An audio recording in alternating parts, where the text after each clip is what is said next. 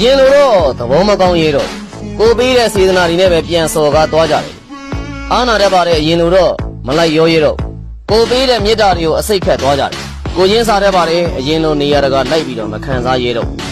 ကိုရဲ့စာနာသိမ့်နဲ့ကိုကိုတတ်သွားကြတယ်တနာတတ်တယ်အရင်လိုလူတိုင်းကိုမကူညီရဲတော့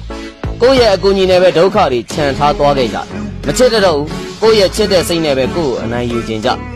သူငါ့ကိုချစ်နေရပဲဆိုပြီးတော့ဂယုမဆိုင်ပဲပြစ်ထားတတ်ကြတယ်ဟမ်မဆောင်နဲ့တဲ့စိတ်မာယာမသုံးတတ်တဲ့စိတ်အဲ့ဒီအရာတွေကပဲအမြဲတမ်းအရှုံးဘက်ကနေခဲ့ရ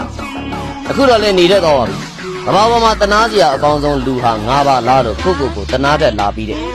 နောက်ပိုင်းမှာတော့ရှုံးနေခြင်းတွေကိုလည်းမလိုလားတော့တယ်မျက်ရည်တွေကိုလည်းမစလေးခြင်းတော့လူတိုင်းရဲ့ပေါ်မှာစေတနာထားလို့မရနိုင်ဘူးဆိုတာလည်းသိခဲ့ရပြီးပြီယုံကြည်မှုဆိုတာလည်းလူတိုင်းနဲ့မထိုက်တန်တာမလို့အရင်လိုပူလောင်မှုတွေမရှိတဲ့